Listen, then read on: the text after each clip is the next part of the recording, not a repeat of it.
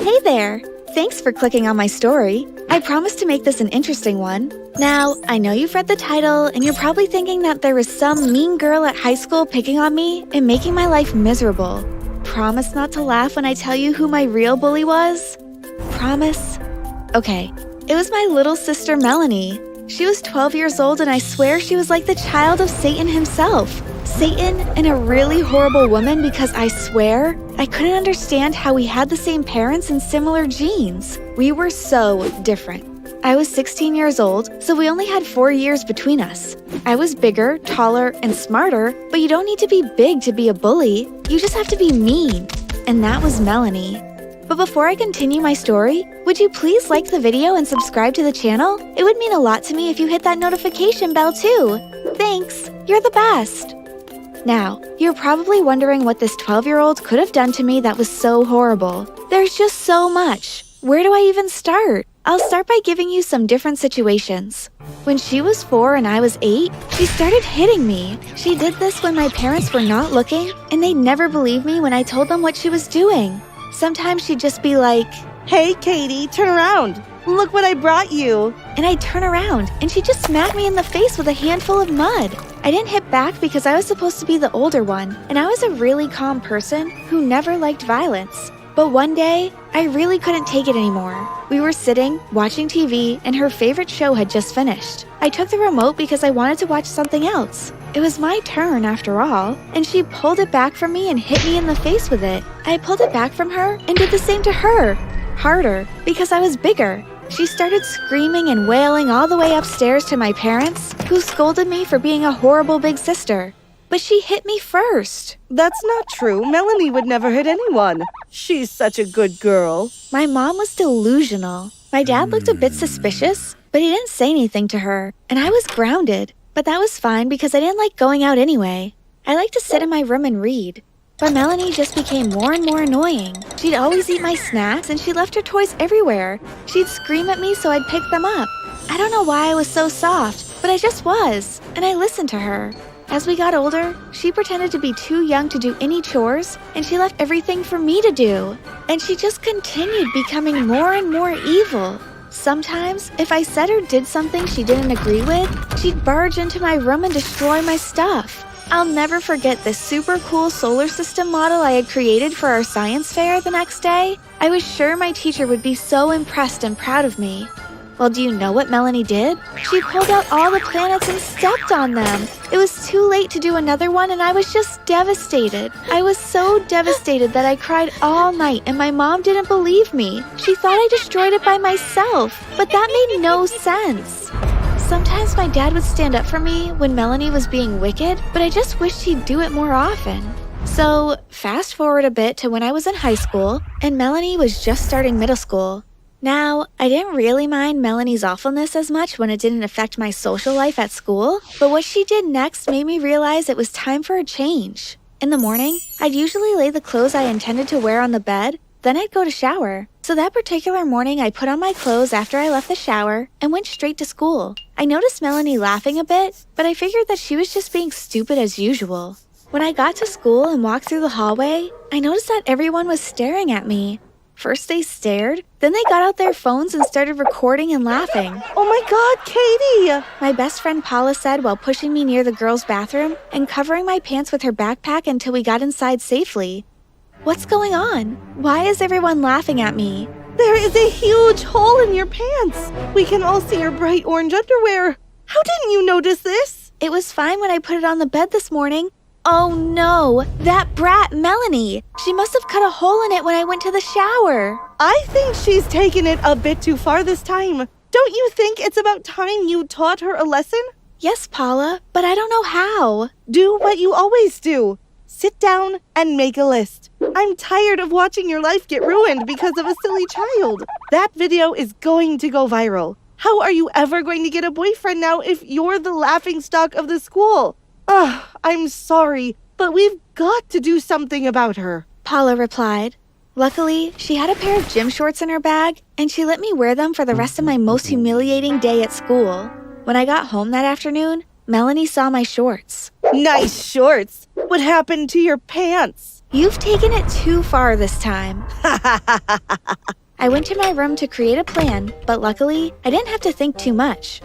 Melanie was having a sleepover that night, and 3 of her little snotty friends came over. When it was about 9 o'clock that night, and my mom had sent them to bed, I listened through the door to hear what they were talking about. Melanie, Andy was totally checking you out today. Really? Yeah, I think he likes you too. I'm too nervous to talk to him. You just gotta have courage. We believe in you. As her little friends chuckled and encouraged her, I realized I'd found her weakness. She liked a boy. I walked back to my room and got started on my plan. In no time, I had found Andy's Instagram handle, Snapchat, TikTok, and he even had Facebook. I thought kids nowadays thought that was old-fashioned. I made an Instagram profile pretending to be my sister and sent him a message. I was going to set them up, then break them up in an awful way. What?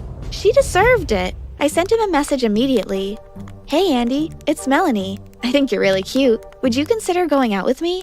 I could see that he was online, but he didn't reply until the next day. Okay. He didn't seem very enthusiastic. I'm having a party at my house later. You could come if you want, I replied.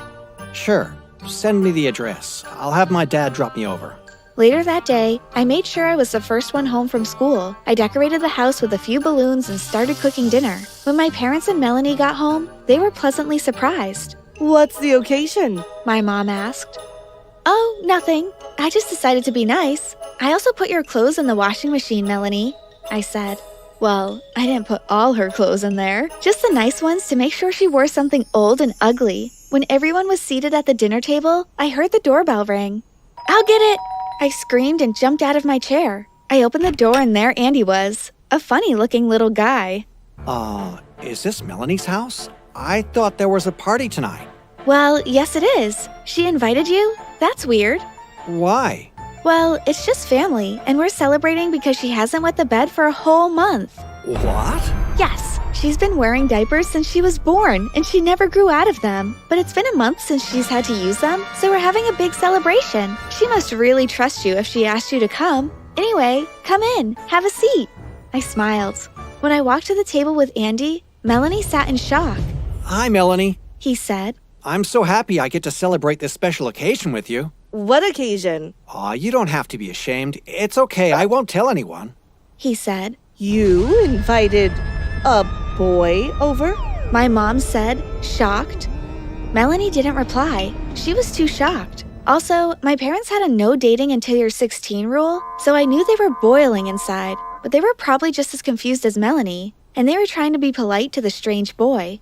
After dinner, Melanie ran up to her room for a while, and I invited Andy to the living room to sit down. I used this as the perfect opportunity for more mischief. I went back to the kitchen pretending to get him a snack. Then I took out my phone and sent a message to Andy from Melanie's fake account. Do you want to hang out at the mall with me tomorrow? Melanie came back downstairs and sat next to him.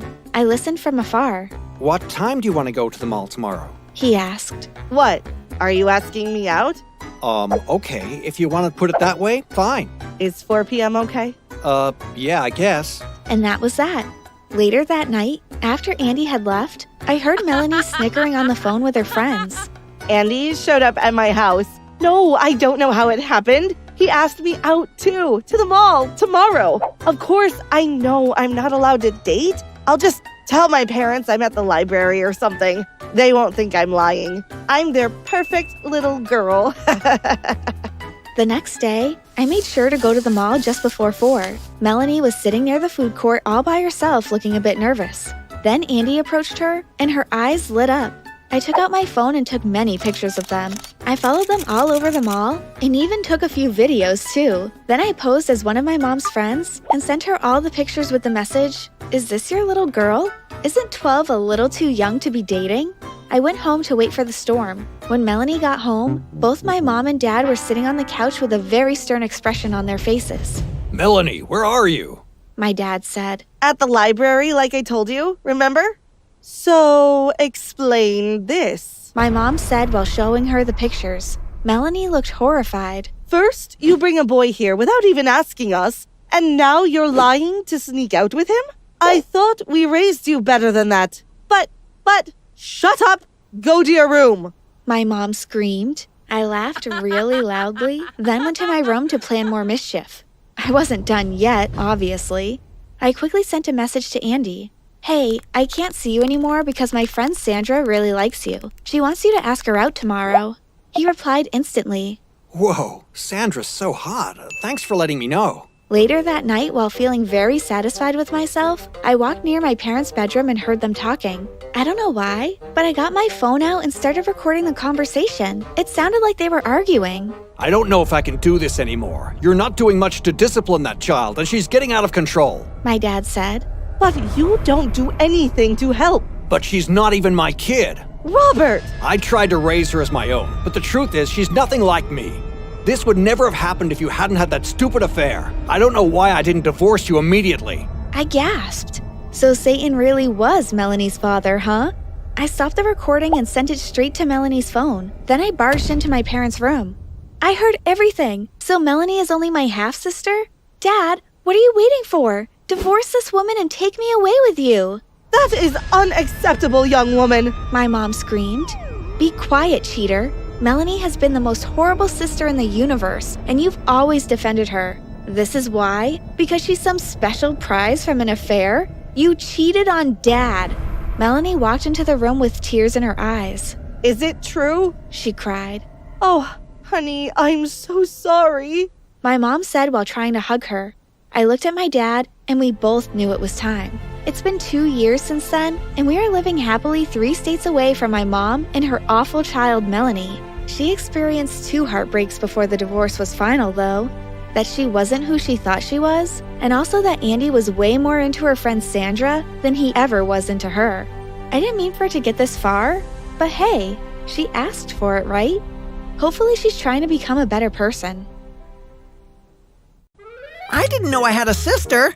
Well, you do. She was away at school. My brother walked up to me. Hi, my name is Tyler. What's yours? My name is Cassidy. That's a very pretty name. Thank you for the gift. He threw his arms around my waist and I hugged him back as I struggled to hold back my tears. Hi there, my name is Cassidy. Before I continue my crazy story, give us a thumbs up and smash that notification bell so you will get updates when we post other crazy stories like mine. For many years, my parents tried having children but were unsuccessful. They depleted their nest egg by visiting a variety of doctors, doing numerous tests and doing multiple fertility implants. When they finally got the great news that mom was pregnant, they were so excited. They both wanted a boy, and when the ultrasound indicated that wish might come true, my parents took great care to make sure mom and the baby were safe. On the day that my mother was rushed to the delivery room, my parents were so excited. Until I was born.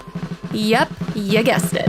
I wasn't a boy, and their disappointment in me was never hidden and continued throughout my entire life. Mom, look at this! A 5-year-old me ran towards the kitchen one afternoon from preschool. What is it? Mom asked dryly. I took the medals from around my neck and handed it to her. Today was the last day of preschool for me, and I got quite a few awards. I was so happy and excited to go home and tell my parents. What are these? Miss calls them my medals of achievement. Aren't they pretty? My eyes widened and twinkled as I focused on them. I looked on in horror as Mom took my medals over to the trash and dumped them. Those medals aren't going to get you anywhere. Now go upstairs, have a bath, and come back and help me with dinner. As time went on, my parents constantly mistreated me. I never got new clothes, went anywhere with them, or even had any pictures. When I was 10, Mom got pregnant. But this time, they didn't want to know the sex of the baby until it was born. I became Mom's gopher, and during her last trimester, I stayed at home to help her. She told the school that she would homeschool me, but she never did. Finally, Mom delivered a healthy baby boy. When she arrived home, I ran to the door to greet her and my baby brother. Get away from him, you filthy child! Mom screamed as I tried to get a look at the baby. Early next morning, Dad packed up my clothes and dropped me off at Stanford Academy. I sat outside while he spoke to an elderly woman in the office. When he left, he didn't even look back. No goodbyes, no hugs, no kisses. The elderly woman walked out of the office. Good morning, Cassidy. My name is Dr. Leopold. I am the director of this school. At this school, we train you to become the wives of very rich and very successful men. Once you reach 18, you will be married. Married? My voice cracked. Yes, dear. You're going to make some wealthy man very happy one day. As long as you do everything we tell you to do, you will be okay. I shared a room with 6 other girls, some older and some younger. I was given a uniform. The only thing I wore other than that was a nightgown to sleep in. My days were filled with classes that taught us that we were to be obedient to our husbands at all times, and as a wife, it was our duty to serve and take care of them. We had so many household chores to do that by the end of the day, my knuckles were bruised. As far as academics, we were taught how to read and write. That was it. No math, no history, no nothing. I eventually made a few friends, but my best friend was Martha. She was at the school a year before I arrived. She showed me the ins and outs of maneuvering throughout the Stanford school system. Every day, I wrote a letter to my parents and sent it to Dr. Leopold for her to mail it. But my parents never wrote back. And after the first year, I just stopped writing. Over the years, I saw my friends line up and be chosen by men who looked over 50. Once chosen, she was taken to the office with her intended and Dr. Leopold for a few minutes before she was left with him. About a month after my 18th birthday, Dr. Leopold called me to her office. Upon entering, I saw an older couple sitting opposite Dr. Leopold. "Good day, ma'am. You wanted to see me?" Dr. Leopold nodded at the parents, who stood up and thoroughly inspected me as though I were cattle. It was the most humiliating day of my life. We'll purchase her. I just stood there as they made their transactions. After about 30 minutes, I left with my future in-laws. As I looked back at the school, I knew I would never see those girls again. We boarded a plane and left the country. I was woken up a few hours later and immediately prepared for my wedding. I wore a fancy wedding dress and veil. I didn't know any of the bridesmaids or flower girls. As I walked down the aisle with my father-in-law, my chest tightened. Not one friend or family member of mine was seated in the congregation. This was not how I imagined my wedding day to be. I paused for a moment and my arm was tugged slightly to keep moving, which I did. I reached the altar and my hand was placed into that of the groom. I looked at him shyly from behind my veil. He looked a few years older than me with kind eyes and a sweet smile. During the ceremony, I stood there and thought about how drastically my life was going to change. I was jolted back to the present when the pastor said, "Now you may kiss the bride." My heart galloped as Ross, my husband, lifted the veil. He pressed his lips lightly against mine before pulling away slowly. I blushed. Once the ceremony was over, we took dozens of pictures before we headed to the reception. As we pulled up to the mansion, my jaw dropped. It was immaculate. The pillars, the colors, the yard. This is my parents' home. They insisted we have the reception here. We were escorted to the grand ballroom where our guests were waiting. After the formalities of the reception, Ross looked at me. I would like to show you something.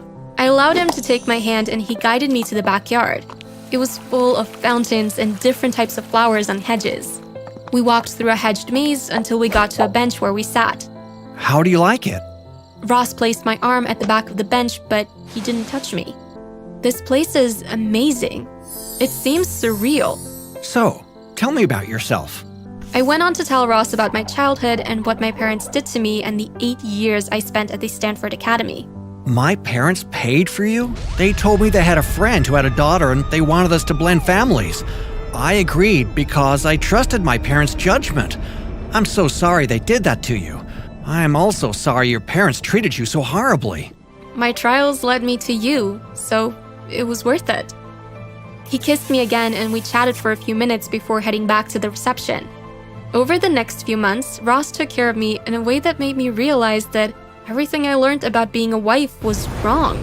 It was hard to unlearn some things, and I'm still unlearning, but Ross is guiding me along. He even suggested that we purchase a home close to my hometown and visit my parents. I was against it at first, but Ross and I came up with a plan and I agreed. When we arrived at my parents' house after 9 years of not seeing them, I was nervous.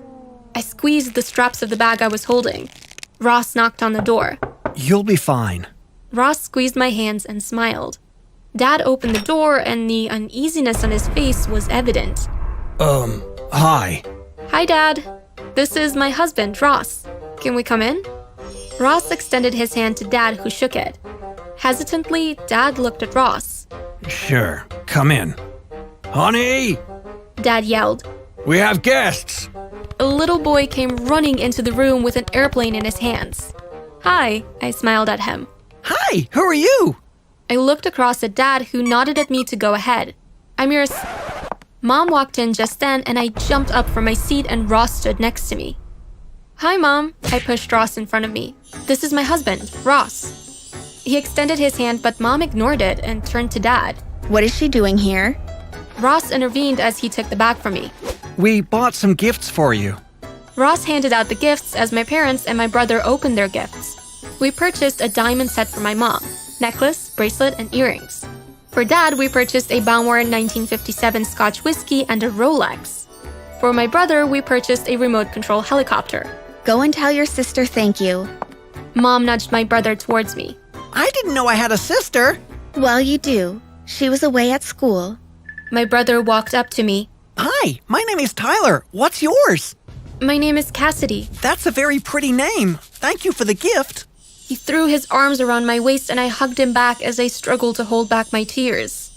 Honestly, the day went better than I expected. I helped Mom make dinner while Ross, Dad, and Tyler were outside flying the helicopter. As we headed to the door to leave, Mom hugged Ross and me. It was so nice having you here. If you're free next Saturday, maybe we can go out to dinner. Ross and I agreed. We thanked them for the day and left. You see, I told you everything would have been okay. Ross held my hand as we walked towards the car. The next 6 months were amazing. I not only rebuilt my relationship with my parents, but I was able to build a relationship with my brother. I purchased gifts for my parents and Tyler every time I met with them. One afternoon, while sitting in the car in my parents' driveway, Ross turned to me. Do you think now is a good time to speak with your parents about the business proposal? I think now is the perfect time. I'm sure they'll be willing to take the leap. Our weekly dinner date with my family was great. After dinner, when Tyler went to watch television and the adults were still sitting around the dining room table, Ross popped the question to my parents. Can I run a business proposal by you? I think it would be something that would be of interest to you. Sure, Ross, go ahead. Dad nodded. Well, some business associates and I are looking for people who are interested in working overseas. You get $250,000 up front, and you'll be overseeing staff and events, but it has the potential to be $1 million profit. Ross went on further to discuss what will be expected of them, how soon they'll need to be on site, pay, as well as days off and everything else business-wise. My lawyers already looked it over. I can leave you a copy if you want to read it over. We only have a few spaces left. Oh, well, if your lawyer already looked it over, then I'm sure it's fine. Okay, great. Let me get it from the car. Ross ran to the car to get it while Dad and Mom chatted excitedly. Ross returned a few minutes later with the documents and a pen. My parents didn't even read the documents, they just signed where Ross told them to sign. He told them that they would be hearing from the other stakeholders in a few days to finalize the next part of the proposal. A few minutes later, Ross and I left, excited for what would happen in the near future. A few days later, after Ross and I had dinner with my parents, Ross took Tyler for ice cream. My parents and I were watching television when the doorbell rang. A few minutes later, after they left, there was a knock on the door.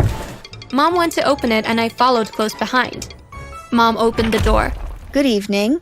May I help you? There stood 3 men in suits. One replied, Good evening. We are here for Mr. and Mrs. Moore. I'm Mrs. Moore. What is this about? It's about the contract that you signed. Oh, right. You must be the other stakeholders that Ross told us about. Do come in. The 3 men stepped onto the living room and the man asked, Are you and Mr. Moore ready to leave? Sheikh Rashid and Sheikh Salama will be leaving on a trip in 2 weeks. They require all their staff to be on board and trained before they leave. Another man stepped forward. We need to leave now so you can catch a plane to Saudi Arabia so you can meet your new employer. What are you talking about? Dad looked confused.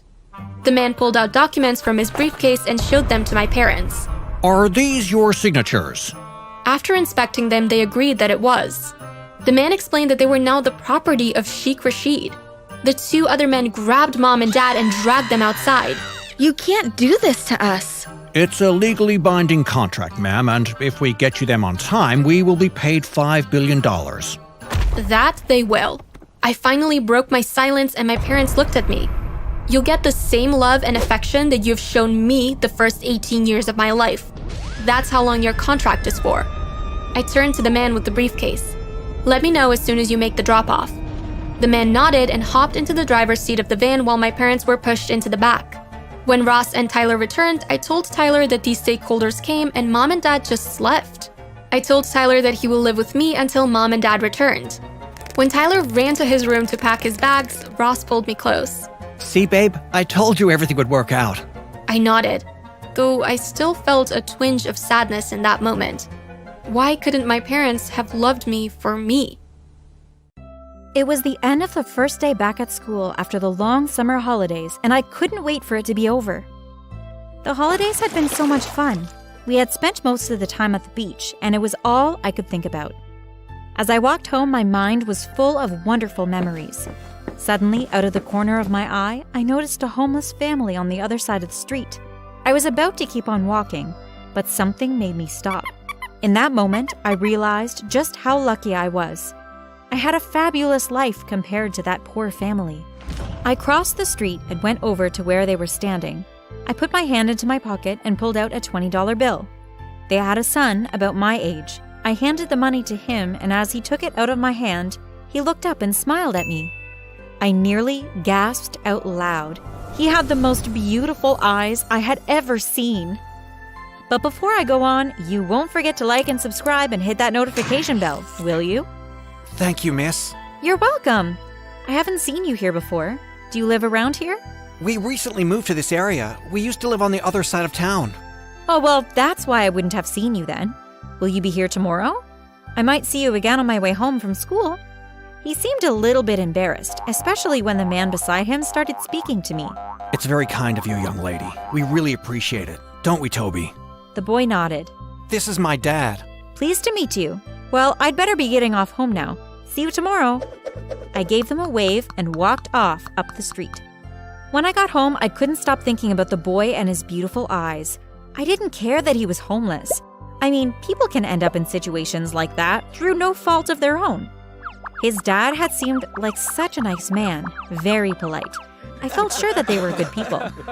When the bell went at the end of school the following day, I rushed straight out of the school gates and headed towards where the boy and his family had been the day before. I actually felt a bit nervous, to tell you the truth. My stomach was full of butterflies. When I turned the corner and saw them standing on the other side of the street, my heart did a flip. Yes, they're here. I crossed over and handed them another $20 bill.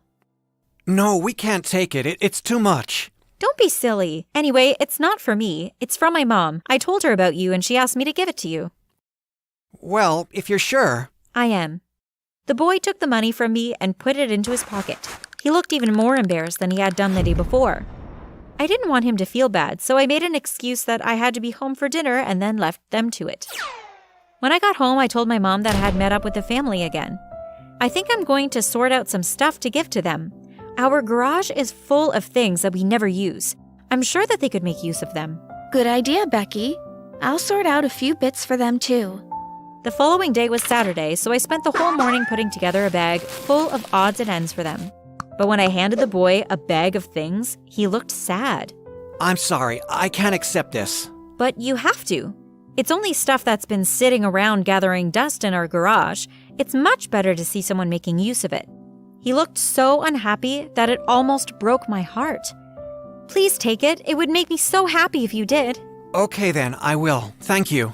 He looked up and smiled at me. I felt like I was on cloud 9. My heart started beating 10 to the dozen and my stomach flipped over. That's when it hit me like a ton of bricks. Oh my God, I think I'm in love with this boy. I had never felt like that about anyone ever before. It was hard to know if I really was in love, but I knew one thing for sure. I wanted to see more and more of him. I took a deep breath and pulled on all of my inner strength. Would you like to go out with me? I waited for what seemed like an eternity for him to answer, but when I heard what he said, my heart nearly broke in two. Sorry, no, I'm not interested. I really wanted the ground to open up and swallow me. I mumbled something about having errands to run and ran off home. When I got home, I ran up to my room and threw myself onto my bed. I buried my head into the pillow and started sobbing and sobbing. I couldn't believe that he didn't want to see me. I had thought we had been getting on really well. I'd obviously misread the signs badly.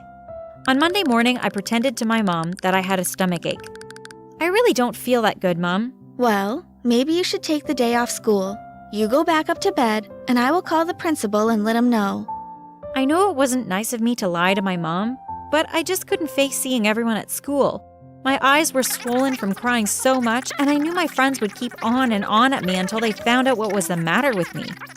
I just needed a few more days to get over him, and then I would be fine. In the meantime, I just stayed in my room, hiding from everyone. By Wednesday evening, I was starting to feel a bit better. I was still very sad that he had rejected me, but I felt that I would be able to go back to school. I'm feeling a lot better today, Mom. I'm sure I'll be fine to go to school tomorrow. Oh, that's good, Becky. You had me worried there for a while. There's no need to worry, Mom. I'm fine, honestly. After dinner, I went back up to my room. I switched on my laptop and was about to start some work when I heard a knocking at my window. What's that? I went over to the window and opened it. You will not believe who was standing in my garden. Toby, the homeless boy. What do you want? I just want to explain to you Explain what? why I can't date you. It's not that I don't like you. It's just that I don't want you dating someone who's homeless. You deserve better than that. But I don't care. I want you. He just sighed, shook his head, and left. The next day after school, I decided I would go and find Toby and his family. But when I got to their usual place, they were nowhere to be seen. I looked up and down the street, but I couldn't see them anywhere.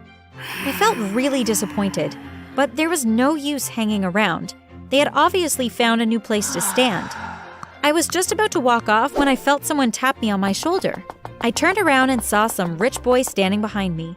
I could tell from the clothes he was wearing and his expensive-looking sunglasses that he came from a very wealthy family. Sorry, do I know you? He reached up and took off his sunglasses. Toby! I would recognize those beautiful eyes anywhere. What's going on? I don't understand. I'm sorry I didn't tell you the truth before, Becky. I'm not really homeless. I actually come from a very rich family, but I had to disguise myself as homeless as there are some mean people who are looking for me, so I had to hide. But I met your dad. I mean, he's obviously a really nice guy, but he definitely doesn't look wealthy. That wasn't my dad. That's my bodyguard. He's also pretending to be homeless so he could keep an eye on me. But why did you lie to me? I'm really sorry. I just had to get to know you better before I could let you in on my secret. Can you forgive me? I hesitated for a bit. If there is one thing I hate, it's lying. But he definitely had a good reason, so I decided to forgive him. Okay, I forgive you. So does this mean you will go out with me then? He smiled at me, his beautiful eyes shining brightly. Sure. We started dating and it was wonderful. He was everything I had ever dreamed of. But there was just one thing that wasn't quite right. He never ever invited me to his home. Why can't we ever hang out at your house? Why do you always come to my house? It's just too dangerous for you. I can't risk you getting hurt. If any of these mean people see you, they might try to do something to you to get back at me. I accepted what he said, even though I still had some niggling doubts in my mind. Okay, I understand that you want to protect me, and I really appreciate it. But can you answer something else for me, please? What? How come you wear the exact same clothes all of the time? You never wear anything different. I can't. I don't have time to be able to go home to change my clothes. Oh, right. I guess that does make sense. But even though I said that, I honestly didn't believe it. Surely he would be able to get some of his other clothes somehow. I started to get really suspicious about him. He always acted really shady when I asked him anything about his life. He would immediately change the subject and start talking about something random. I wanted to trust him, but he wasn't making it easy for me. Eventually, I couldn't handle the doubt anymore. I decided that I would follow him home when he left my house that night. See you tomorrow then. Sure. Same time, same place. Bye. Bye. I waited until he had got about 10 meters down the street. Then I crept out of the house and started following him. I made sure to keep my distance so that he wouldn't see me. At one point, he turned to look back, but I managed to duck between two parked cars. I was surprised to see that he was heading towards the place where I had first met him. I wonder why he's going there. He stopped and I watched as he changed out of his clothes and into the ragged old clothes that he had worn before. Then I noticed his bodyguard walking over to him. Where have you been, son? Just out. Come on, we better get to sleep. We need to be up early in the morning to get to the food drive. Okay, Dad. I was completely shocked at what I had just heard. So that man is his father. He's not a bodyguard. And if they're so rich, why would they be going to a food drive? I'm beginning to think that he actually is homeless. I spent all of the next day going over and over in my head the scene I had witnessed the night before. When Toby arrived at my house, I was ready for him. I've got something to ask you, and I want to know the truth. No more lies, okay? What is it? I saw you last night. I followed you when you left here. I heard you talking. That man is your father, isn't he? He sighed. Yes, it was all a lie, but I only did it because I'm in love with you. I didn't want you dating a homeless boy. I hesitated for a second. You're in love with me? He reached out and took hold of my hands. I have been in love with you since the moment I laid eyes on you. I could feel the heat in my cheeks as I blushed bright red. Promise me you will never lie to me again. I swear. Now I want you to do something for me. What? I want you to go and change into your real clothes, and I want you to come back here with your dad. I want my parents to meet the real you and your family. But won't they hate me? No, they won't. He looked unsure, but he agreed to do as I had asked. About 30 minutes later, there was a knock at the door. When I opened it, Toby and his dad were standing there. Hello, come in. I led them through to the kitchen where my parents were sitting having a cup of tea. Mom, Dad, I want you to meet Toby's dad. I could see the look of surprise on my parents' faces, but they quickly hid it. Sit down, sit down. Let me get you a cup of tea. Toby looked at me and I smiled at him. Do you take sugar? Toby's dad told my parents all about how he had lost his job, and that's why they had ended up on the streets. You could see that he was an honest, hard-working man that had just had a run of bad luck. I might be able to help you out. We're looking for a handyman come gardener. I'm so busy at work that I never have time to get anything done around here. Would you be interested in the job? Yes, definitely. Thank you so much. I thought nobody would ever give me a chance again. Well, that's settled then. You can start on Monday. Once Toby's dad started working, there was no need for Toby to be out begging. I'm going back to school, Becky. Actually, I'm starting at your school. When the other girls at school found out that Toby was my boyfriend, they were all really jealous. I can't believe you're dating Toby. He is literally the kindest, funniest, and most handsome boy in the school. How did you get him? I winked. I snagged him off the streets. They all started laughing, but little did they know that I wasn't kidding.